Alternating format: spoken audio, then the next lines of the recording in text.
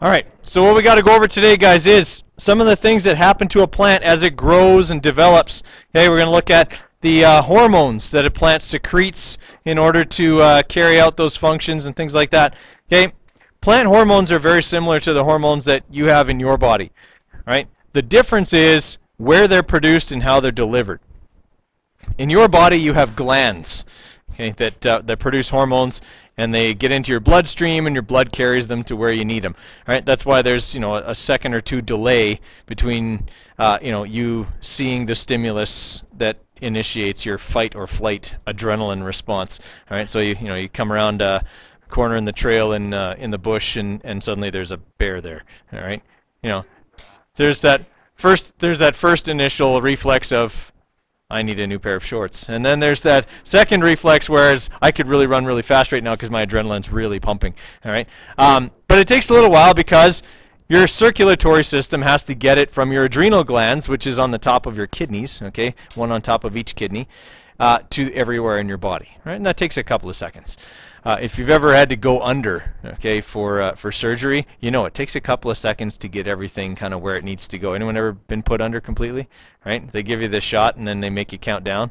I only got to about 96 before I was out. Okay, and then because it takes a little while for it to go through your heart and get back into all the parts of your body. The big thing for plants is they don't have a circulatory system. So every cell in the plant has to be capable of producing all the hormones the plant could require. All right, and that also, though, means that they're only produced at the sites that actually need them. So there's a bit of a benefit there in that extra is never made.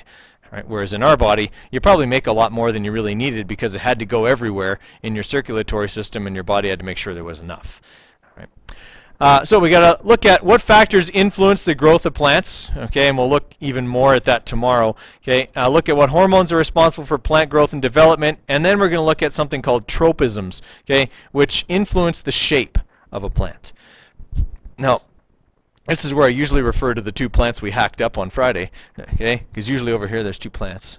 Okay, one of them is kind of long and stringy, and the other one's kind of short but full. All right, the reason that they're different is because one of them I never turn. The same side of it always faces the window. All right? The other one I turn every time I water it, so it's always got a different side facing the window. Those two plants are genetically identical. I grew them from cuttings of each other. All right? In fact, even the one on the top of that cupboard over there that's still there is genetically identical to the other two. But they all look different, even though they're clones of each other. Now, if I had clones of people, they'd look exactly the same, would they not? Yes, they would. All right, but for plants, your end shape is not fixed like it is for us. 2 arms, 2 legs, 5 fingers on each hand, and all that kind of stuff. All right, but it's not fixed for a plant. It's entirely adaptive. Reason being, plants are stuck wherever it is they grow. For an animal, if they don't like the conditions that they're in, they just pick up and leave. But a plant can't do that. Right? They're not ants. It's not the Lord of the Rings. They're not going to pick up and take off. Okay? They have to stick it out wherever it is that they were rooted. So they can change their shape a little bit. Okay? And what I mean by their shape is shape of their leaves, okay? Shape of the overall plant itself, okay? Things like that. Now, can a poplar tree suddenly turn into a spruce tree? Obviously not. All right? They can't change their shape that much, but they have a fair amount of flexibility in their final outcome. All right, and that's what we'll look at today. All right, so a plant, like we said, generally rooted to one location for life. Elizabeth, can I just turn off the front bank of lights? It seems especially bright today for some reason. Okay, and it has to respond to certain environmental cues. Now, you can see in this picture here on the left, all right, that there's a, well, you can sort of see it. This tree right here grows kind of out to the side and then up, and then here at the top it kind of grows back over again. Why would a tree do that when it could grow straight up? Not really. I mean, the tree's not that thick. Like, there's not that thick a tree growth on the side of that very rocky slope. Well, I mean, that is possible, but here's the thing. The sun is over on this side here most of the time. This is a south exposed face, so actually growing this way doesn't really help it that much. Charlotte?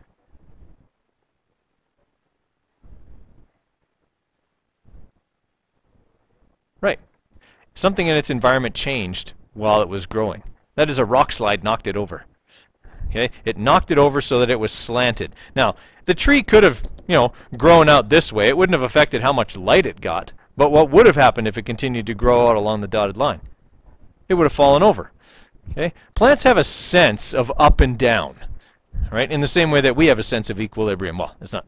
They don't sense it in the same way, but they have a sense of up and down.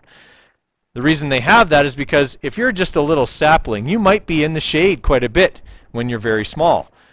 So you might not know where the sun is. So gravity will tell you. If you just grow straight up, you'll eventually get to it. Right? So plants have this survival, it's not an instinct, but it's a survival mechanism in which they will grow straight up in response to gravity whenever possible. So this plant tipped over and then started growing straight back up again, which was good because it helped to, and actually started curving back the other way to try and get its mass back over its roots so that it wouldn't fall over. Right? And you'll see that in any plant that's been knocked over. They start to curve a little bit. Right? Everybody follow me on that one? Okay. All right, so the program for plants, for the development of a plant, is somewhat plastic. And plastic means can change shape or take the shape of something else. All right? Plants of the same species vary in body form much more than plants of than animals of the same species do. So again, if we go back to those plants that we were hacking up on Friday, okay, the two that were in the lab had very big, very broad leaves, whereas the one that's on top of that shelving unit there has very small leaves. Okay, why would, if they're genetically identical, would some of them have bigger leaves and smaller leaves? Yeah, condition, right? That one sits right underneath a fluorescent light. Okay, right underneath it. Does it get all the light it needs? Yeah, it doesn't need to get very big, broad leaves because it's constantly being bombarded with light. But the other two hang over here in the corner, okay, where they're shaded by the shelving unit, by the filing cabinet, by the TV itself over here, right? So they're shaded out, so they have to get broader leaves to increase the surface area they have to catch what little available light there is. All right? In the same way that the one grows only on one side, because that side is the side that's always exposed to the window, right? All right? They're essentially growing towards the window, whereas the one on top grows towards that fluorescent light right above it. Okay? Whereas the one that's always being turned, I'm always turning a different side toward the sun, so it always grows leaves on whatever side is toward the sun. That makes it nice and even. Incidentally, if you want an even plant, always turn it whenever you water it. Otherwise, it grows one-sided.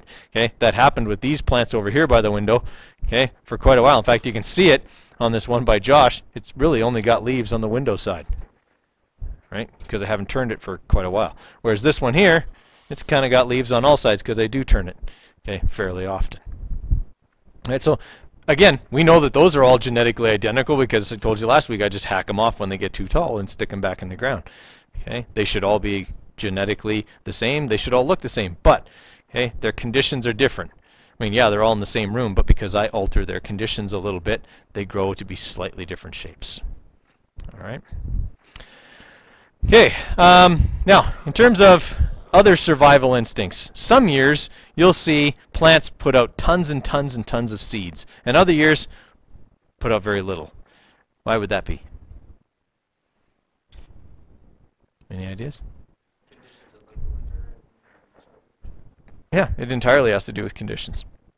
Okay, this year, the poplar trees put out, a fair amount of fuzz, but not the worst that we've ever had. Okay, poplar fuzz, incidentally, is the stuff that's used to carry their seeds from place to place. On the bottom of all that fuzz are tiny little seeds. Okay, all wind-borne for poplar trees. Yeah.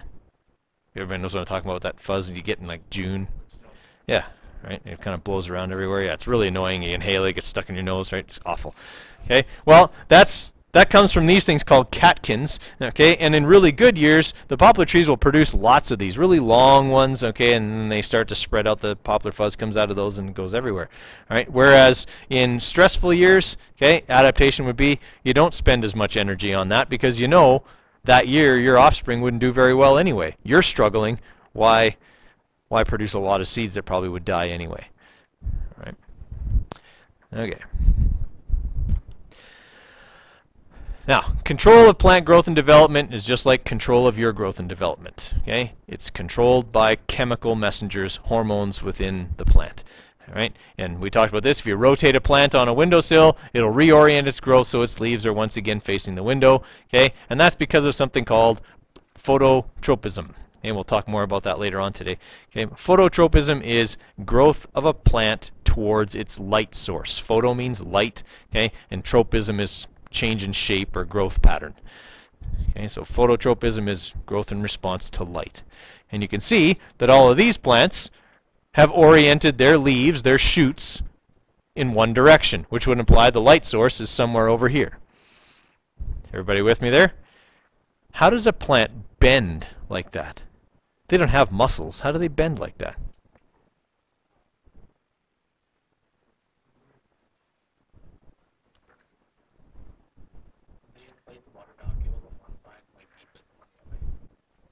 Well, that's a good guess.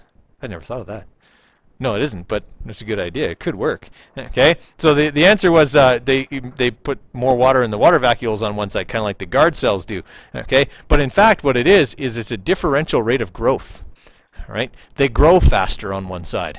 So on this side of the stem, the plant grows really, really fast. Okay, and on this side, it grows much slower, and that creates a pushing force that bends the plant in one direction. It's like if you were out on the track. If you were racing somebody and you were on the outside lane and they were on the inside lane and you started at the same spot, you have to run faster than they do because you have to run more distance. It's farther around the outside. All right? You either need a head start and run the same distance, okay, or you start at the same place and you have to run faster. So if the plant makes one side grow faster than the other, it gets further.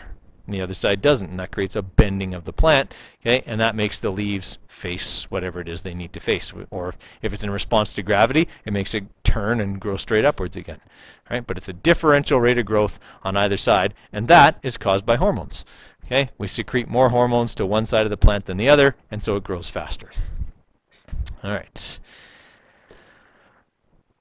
Okay, so there's 5 major classes of plant hormones that we're going to go over, okay, and they all have to do with sort of different parts of the plant's growth and different environmental stimuli. You can see again, these plants here, these little alfalfa sprouts, are all growing towards the light. Okay, so the light source is probably somewhere like over here. Okay, now why would that one plant there at the back grow the way it did when all the others grew like this? He's not confused. Right. Okay, for him to grow out this tall, okay, that got him into the light. Okay, and the diagonal line over the top of the other plants, that'll get him into the light faster than it would to do this. Which one of those lines is longer? The curved one or the straight one? The curved one. This was the quickest way to get into the light. Okay, plants have a sense of up and down, and if they can't get to light, they'll grow in response to gravity, because they know eventually gravity will take them to the sun, or the opposite of gravity will take them to the sun. All right. Okay. With hormones, they can control growth, they can control responses. They have all kinds of uses within the human body, but similar kind of uses within the plant. What happens if you have more hormones in your body than you should?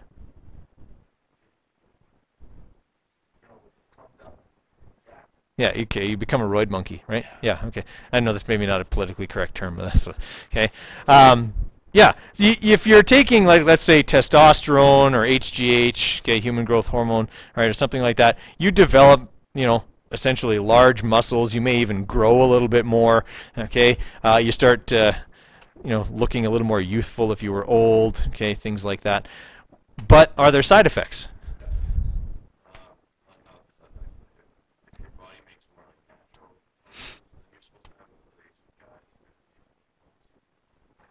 Yeah, you can develop all kinds of rotten things as a result of having too much hormone in your body. Yeah, we'll talk about that in a minute. Okay, so if you've got all these hormones in your body, you're developing all these kind of characteristics as a result. What are the side effects? Okay, depending on the type of hormones you take, yeah, you could get roid rage. Okay, that happens sometimes with guys that take a lot of testosterone or HGH. Okay, sometimes get a little angry, a little grouchy.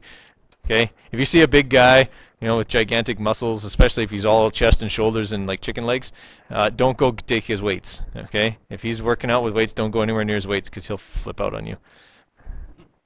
Not that that's ever happened, but okay. Yeah, so there are some obvious kind of emotional and then the sort of beneficial, obviously, side effects, but what are the negative ones? It will actually do that, okay? It will cause the glands that naturally produce those hormones to shrink because your body is detecting high levels of the hormone they produce in the body and telling them, hey, there's enough already, stop producing. And the response of the glands is, oh, we already did. Okay, well, we'll just shut down then, take a break for a while, and shrink. Yeah. That's what happens. Okay, the glands that produce those hormones will shrink. Okay, and in some cases, they will maybe never be useful again, depending on how much and for how long you take those hormones, right? And it's the same thing. The same thing happens in elderly women when they start taking like estrogen and progesterone to prevent osteoporosis and things like that when they become menopausal. Now, at that point, the glands that have produced those hormones for them in the past have kind of already shut down. That's what causes menopause. Okay, but when they start taking the hormones artificially, it kind of completes the shutdown, and they become almost dependent on them because their body won't produce them anymore. Okay, now the worries of having all these things that cause growth in your body that may be higher than normal could also lead to what? If you have, well, what do we call excessive cell growth? Cancer. Yeah. Okay, especially in the liver. If you're taking, especially if you're taking steroids orally, okay, by pill form, you can develop certain types of cancers and things like that, especially within the liver. Intravenously taking them, so injecting them, whatever, is still bad for you. It still hurts your liver, but you get a little bit longer.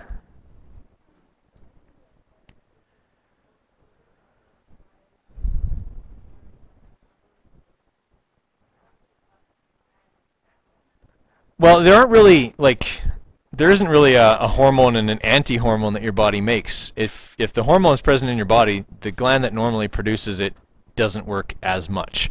Okay. Now, I mean, if you're thinking, like you're taking certain hormones, it's usually more to level things out all across the board, right? As opposed to you're taking steroids to, get jacked. Right?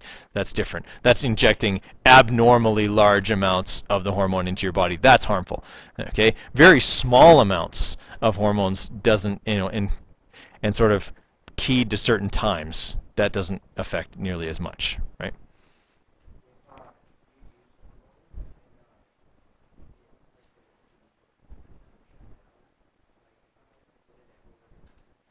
Again, it depends on how much of it you've taken and for how long.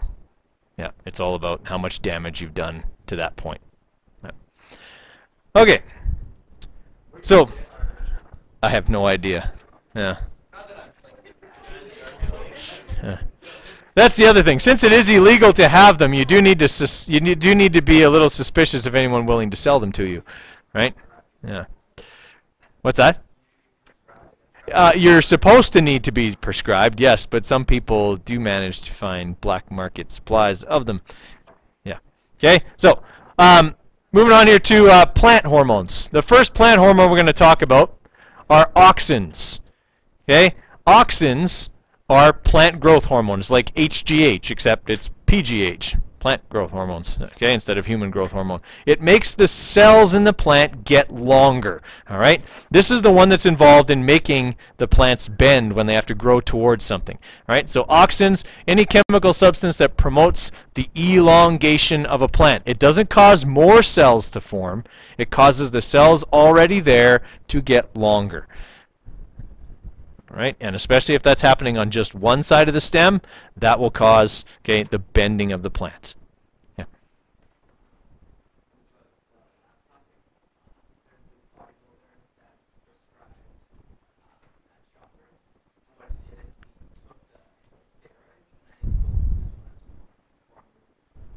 Mm-hmm. Okay. All right. Now, as with taking steroids for a person, there are negative side effects to having too much. Right? Well, the same thing is true for plants. If you give plants too much of something, it'll kill them. Right? They'll literally grow themselves to death. All right, and that's what you see happening here. Okay, these two pictures here are of the same place a few weeks apart. All right, these places were sprayed, okay, with a chemical that caused the jungle, because this is rainforest, okay, like this is, okay, a river here, and then there's rainforest on either side. All right, they were sprayed with a chemical, and the plants grew so fast that they died. Okay, they outgrow their roots' ability to supply them with nutrients, and they die off. All right, anybody know where this might have been?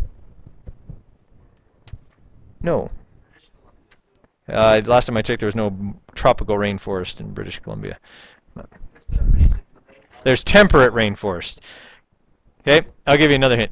These pictures were both taken in 1968. Yes. Okay, this was taken during the Vietnam War. One of the problems the American soldiers were facing was that the communist soldiers could hide in the jungle, and they would just ambush them, and obviously they didn't like that very much. All right, so what they did is they said, fine, if you're going to hide in the trees, we're going to kill the trees. So they sprayed them with something the CIA developed called Agent Orange, which was a perfect name for it, because look what it did. Okay, it would kill off all of the foliage. Okay, everything, all the plants, it would kill them off. Okay, because everything in the tropical rainforest is pretty broad-leafed. All right, we still use Agent Orange all the time. Anytime you spray Killex on your lawn, or you put weed and feed on your lawn to kill off the dandelions, you're using Agent Orange. All right, it works great on broad-leafed plants, but leaves grass alone. So it's ideal for killing dandelions in your grass. Now, if you've ever seen a dandelion after it's been hit with this stuff, it gets all like coiled and stringy, and then it dies off. It literally grows itself to death because it's been given such an infusion of growth hormone that it tries to grow and grow and grow but can't support it. All right, so that's what happened here. Now, obviously there are some major side effects of that. There's a lot of erosion. Okay, once the trees fall down, there's no roots in place to hold the soil anymore. Okay, and so there's a lot of erosion, gets into the rivers, and of course, you know, Army thinking was, well, if a little bit's good, lots is better. Okay, and so they sprayed way more than they needed to, and they sprayed it like their own guys were on patrol underneath. They just said, you know, put your rain poncho on, and it won't hurt you. Well, unfortunately, you inhale this stuff, it caused lung cancers. It killed off the livestock, the villagers, the soldiers. Like, not right away, but long-term side effects. Okay, were cancerous tumors in a lot of people because it caused rapid growth. Okay, and it was kind of an overdose of that stuff. Yes, water. It's a river. This is the river here. Yeah. All right. So that's before and after. Yeah. Few weeks apart. Okay. So I mean, it was pretty effective stuff, right? In fact, the helicopters they had were specialized for spraying this. They painted Smokey the Bear on the side of them, and it said, "Only you can prevent forest." Right? They would spray it. Yeah, spray it on and kill all the forest stuff. Now, you can see, though, that the effects of this stuff are really only on the above ground part. Okay, this is a normal kind of chickweed. Okay, right here where it's just got, you know, it's got lots of root growth, fairly, you know, fibrous root system, and only one stalk. This is stuff that's been tagged, okay, with 2,4-D, with Killex. Okay, and you can see it kind of inhibited the root growth, but got a whole bunch of foliage. Now, the problem is that sure, you can carry out lots of photosynthesis, but what do you need to do that? Water and nutrients, and you got nothing to get it with. All right, so you get all this above ground growth that you can't support, and the plant just dies. Yeah, they can. Yep. All right, that happens a little more with a different type of hormone, but a bit with this as well. All right, now here's the other thing that you can use Auxins for, in very, very dilute concentrations, so very small amounts. If you spray it on the blossoms of certain types of fruit trees, it will trick the fruit or the flower into thinking it's been pollinated, even though it hasn't. So it'll start making fruit. But since it hasn't actually been pollinated and no sperm has met egg, there's no what inside? No seeds. That's how they make seedless fruit. If you like seedless fruit, okay, that's how they make it. They spray it with Agent Orange. A little tiny bit of it, okay, not very much, but still, that's what they do to fool it into thinking it's been pollinated and giving you carcinogenic seedless fruit. Yeah. It's pretty small amounts. The Food and Drug Administration wouldn't allow a process like that if it was unsafe. Okay, but that's how they do it.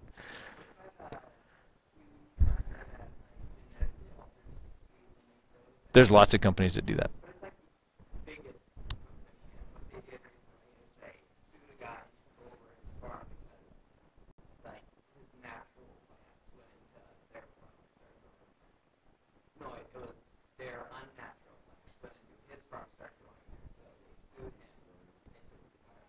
They sued him for their plants growing into his land.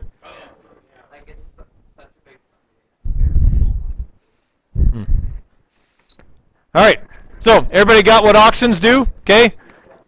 So big thing here, guys. Okay, they promote elongation of the plant. Okay, above ground elongation of the plant, and they're really important in what we call tropisms. Okay, and we'll come back to that in a minute. Okay, they're a big part of making the plant bend and change its shape.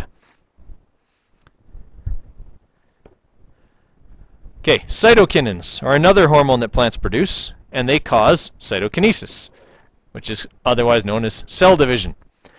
Right? Cytokinins are what allows some trees and plants to live hundreds or even 1,000 years. So they're always replacing kind of diseased or old or dying cells with these new cells because they're always causing the cell division to happen. Right? In animals, rapid cell division is called cancer. It's not good for us. Okay? But in plants, it's not so much rapid as it is steady. All right? And because it's steady, it's always replacing these cells and giving it new ones and allowing plants to live really extended lifespans, at least from our point of view. All right?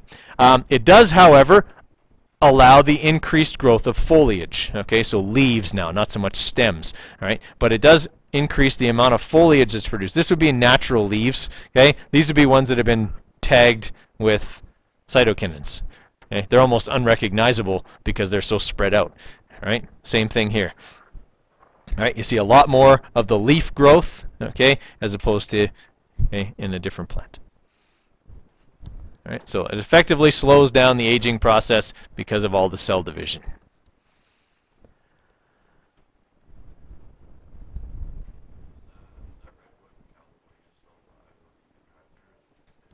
I'm not sure if it is still alive or not. Been there a long time. I remember when I was a kid, we drove our camper through it. Right? It was,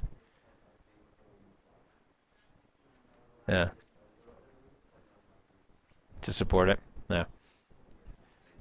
Yeah. It's not the oldest. It's not the oldest living organism though. The oldest living organism is Methuselah.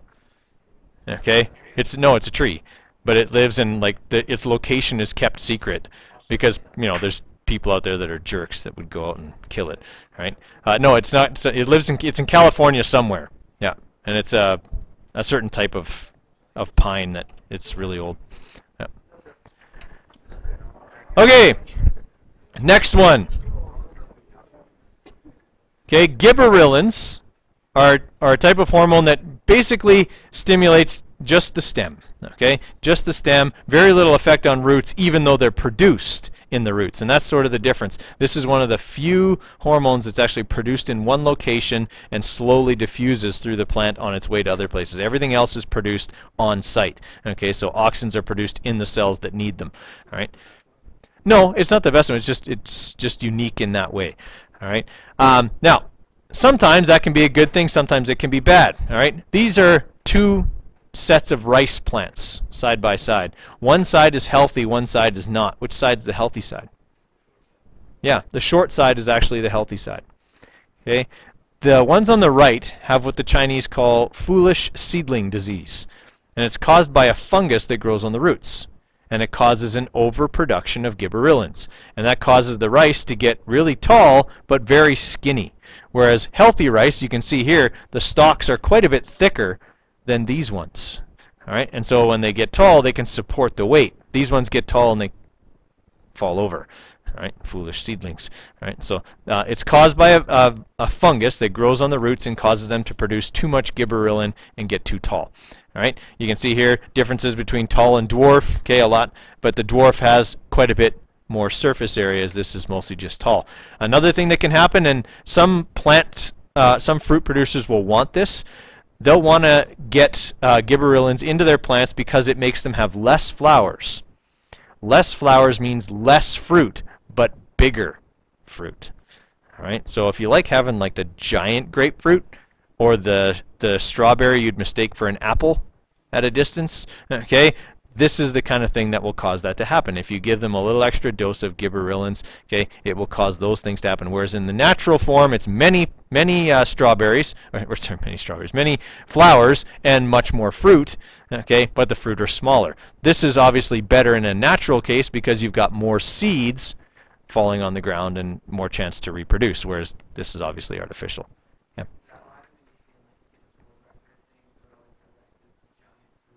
Yeah, like the huge pumpkin that weighs 300 pounds. Yeah. Usually.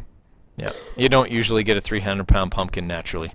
Yeah. In the same way that you don't get to be 350 pounds of solid jacked muscle naturally. Right? Yeah. Okay. And again, you can see sort of the differences here. Really big grapes, okay, as opposed to small grapes. All right, that kind of thing. All right, so Gibber Willens, like we said, stimulate growth in both the leaves and the stem, but not in the roots. Auxins will also allow the roots to get bigger, okay, or deeper, as the case may be, if they're secreted in proper natural amounts.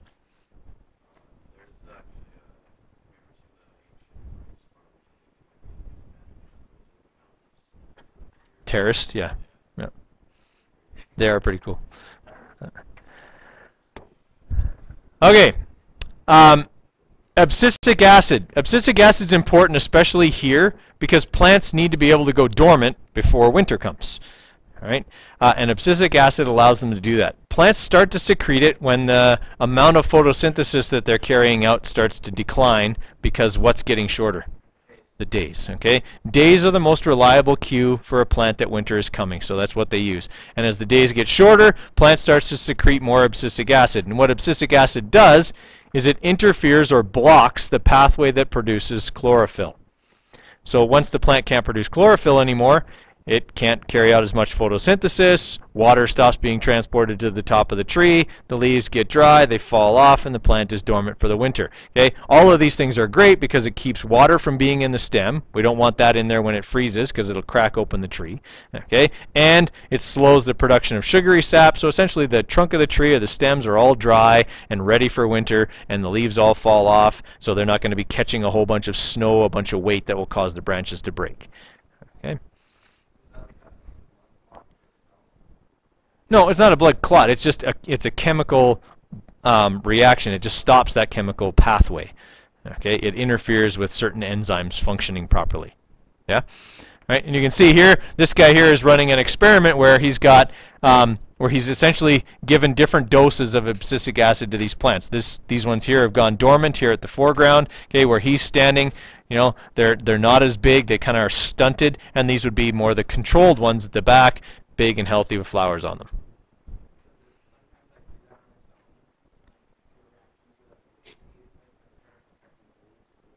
No, usually a disease just causes the plant to just die, right? It gets sick and it dies. It doesn't cause it to produce abscisic acid. It just in some other way interferes with its functioning.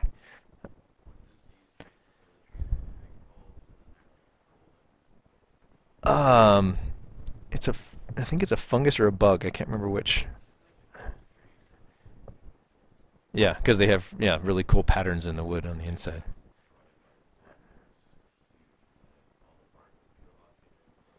Yeah. Yeah, because it's a weird rapid growth, right? It's like a tumor. Yeah. No, once it gets to sort of a certain point, it just.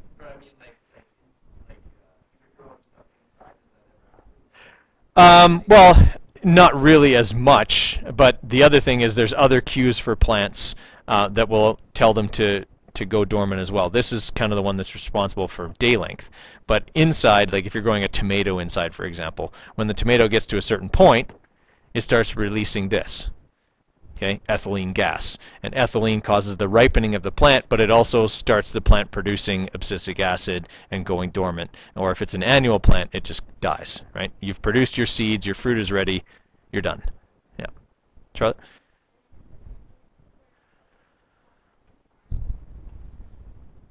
Yeah, tropical rainforest, the plants won't produce that at all. Sometimes in places like California and Arizona, plants will produce it, but not in response to winter, in response to drought coming. Right? So if they're going to go dormant through the hot, dry season, they can do a similar thing. Yeah. Okay, so ethylene is naturally produced, okay, by all ripening fruit. Okay, bananas are your biggest culprit. Right? That's why you can't put anything next to bananas, or it's like rotten in no time, because they produce lots and lots of ethylene. Okay, that's why there's the banana principle. Right? The banana principle is if you buy them green, you'll eat them before they're really ready. Okay, and if you buy them yellow, they're brown before you eat them. Right? It's Murphy's Law applied to bananas. Okay, but it almost always happens. So they produce lots and lots of ethylene and rapidly ripen. So you can see here, this is a control group, okay, that essentially wasn't, given any extra ethylene. These bananas were treated with ethylene, okay, or exposed to extra ethylene, and after only 7 days, okay, at 20 degrees Celsius, okay, these ones have barely changed at all, and these ones are already starting to get the brown spots on them. All right, so it doesn't take long. If you ever, like up here, we often have to pick our tomatoes before they're ready because frost is coming, so we take them off and they're still green. If you throw them in a shoe box or something, or a paper box or something like that with an apple, within a week they'll all be ripe. Okay, because the apple releases a lot of ethylene gas and it'll cause the tomatoes nearby it to ripen up. Well, they'll be rotten then. Yeah.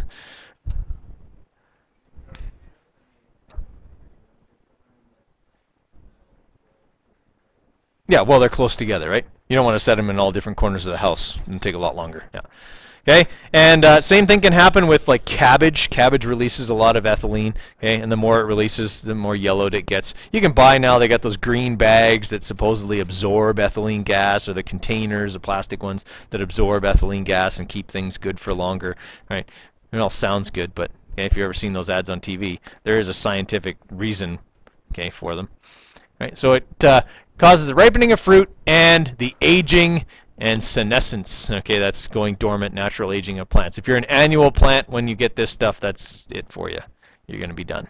Okay, annuals are plants that grow for only one season. Perennials grow back year after year. Okay.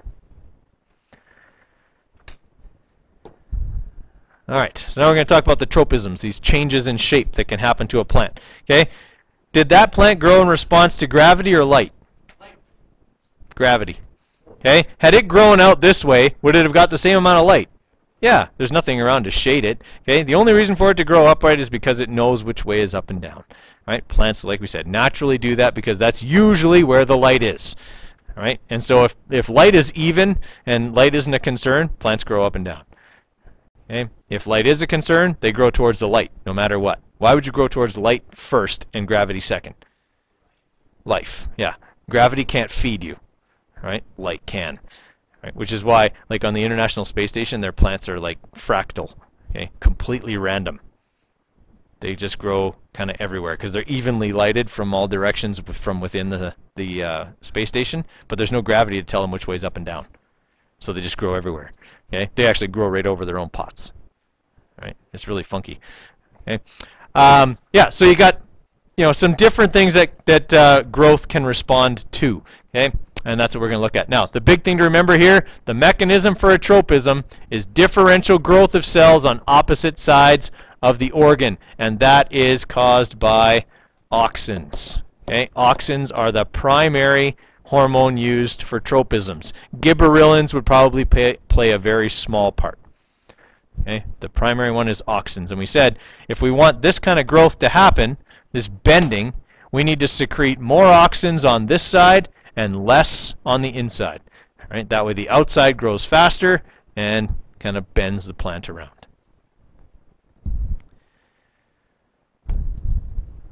All right, so we got our geotropism plant here. We've got a couple of trees in this picture. And you can see this spruce tree is kind of bent like this. Right? You got one over here that's bent almost this way. Right? Getting its weight back over its roots. Okay? You can see most of these actually have a slight bend in them. Right, on that hillside. Right? And again, that's because they get knocked over and then they rebalance themselves as they go. Right? So geotropism is a growth response to gravity. Haley. Yes, it would. You can make a plant have a weird shape by continually tipping it over. Yeah. Okay. Okay, next one's phototropism, and this is kind of what I was trying to show you here. Okay, in any tropism, you're going to have faster growth on the outside, okay, slower growth on the inside. So you can see the cells here are smaller, okay, the cells on the outside are longer, they're growing quicker, and that's what's causing this bending of the plant towards the light source. Right, and so we've seen that picture before. Okay, so phototropism is growth towards light. Okay, we had, when I used to work at a golf course when I was in university, we had this spruce tree that actually looked like this.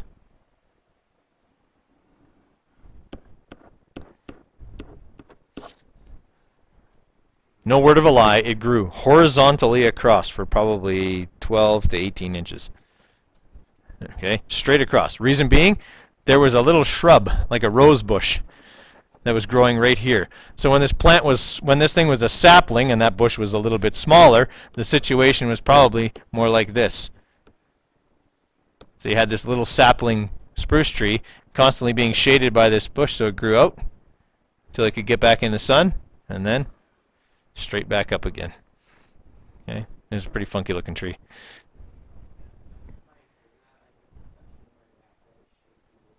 Yes, an arborist. Yeah. Yeah, they can shape trees. Okay. Usually what they do for that is they use thigmotropism, which we're going to talk about next. Okay, it's quicker. All right. So thigmotropism is the last one. Okay, and in thigmotropism, that's response to touch. Right? If you've ever seen those coiled bamboo, okay, that you can buy, you know, at like Walmart, right? What they've done is essentially they keep tying it to a tube. So they put a tube in it and then they just keep tying it to it so that it forces it to grow around the tube. So they just keep pulling it against the tube until it gets that shape. All right. So plants will grow in response to touch. If you've ever planted peas in your garden and you put a pea fence, they'll crawl right up the pea fence, right? They don't grow very tall if you don't provide them something to climb. Ivy will grow up the side of old brick buildings. Okay, same thing. It'll put little hooks into the brick, and they'll use that. It'll use the brick to support itself, so it can grow tall faster. Okay, and they'll crawl right up the side. Okay, that plant there on the top of the shelving unit there, the lock up there, and the ones that are in the lab that we used, you might have noticed they had little brown bumps all over the stems.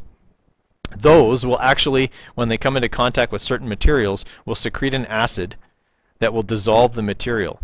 And they'll put tendrils in the holes that they make, okay? And they'll support themselves. And I didn't realize that until I was moving out of my house and into a new one, and I just grabbed that plant and I pulled it off of the top of the cupboards I had it growing on, and I yanked out a chunk of drywall about this big, okay? Because it had put these tendrils actually right through the drywall and in behind. It just couldn't get through the vapor barrier, the plastic behind, okay? But it had this knot of almost, they looked like roots, but they weren't. It was just vine tendrils that were behind holding onto the wall, well, the piece of wall. That's nice when you're moving out and you got to patch a big piece of drywall, okay? There's a lot of spackle on that one, okay?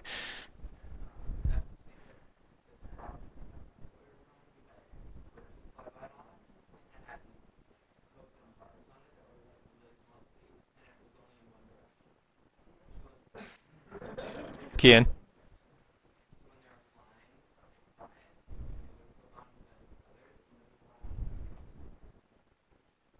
Cool. Okay, so with thigmotropism, it could be stuff like that. It could be, sometimes it's vines, right? Like a pea doesn't put out any acid or anything. It just coils around. Its vines will coil around and hold on. Okay, they can even coil around other plants. Right? You can see this one here is grabbed onto a leaf of another plant and use that for support. The advantage of thigmotropism is it allows you to get tall without having to waste a lot of energy on secondary growth, thickening of your stem for support. Right? And that's what's happened in this picture here. This is your normal kind of chickweed type of plant. Right? It doesn't get very tall because it has to support itself. This one here had a stick in it. The stick's been removed, okay? But it had a stick to support it, and so it got really, really tall as a result. Kian, question?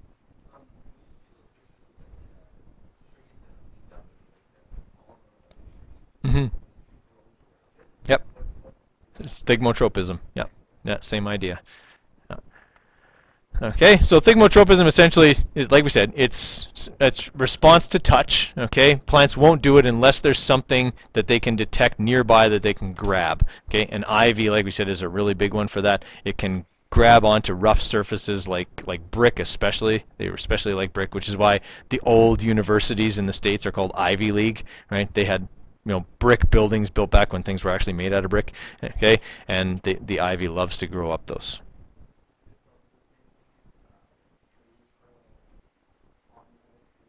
Can you just ask that? Yeah, that's what he asked. No, that's different. That's vegetative propagation. That's different. Yeah. Okay. Questions on that? Okay. Answer these questions. We'll go through them in a couple of minutes here.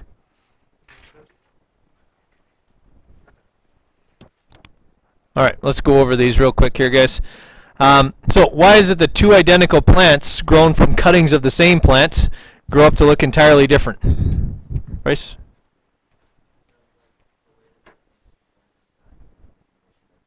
Right, the conditions in which they're growing is essentially the answer here. And you know what? It's to some extent similar with people. If you ever look at any of the studies done on identical twins separated at birth, all right, there's some really weird similarities between them, but also some obvious differences. Right? I mean, for example, if I were to have an identical twin who grew up in an impoverished area where they didn't have access to enough food and water, would they have grown to be as tall as me? No. Okay? I mean, it's simply a matter of your environment, right? There's the nature versus nurture argument there, right? Whereas other times they've had, twins separated at birth, they grow in, in similar places, and they've never met each other. When they finally do, they realize they both drive the same car, right? Like weird stuff, But for plants, it's a matter of the environment, and it is to some extent for people too. Okay, your environment kind of dictates how you grow, right? Any growth pattern in plants is referred to as a what? Tropism. Yeah. Okay. All right, so any growth patterns of tropism, we put photo in front of that if it's light, because photo means light, like photosynthesis.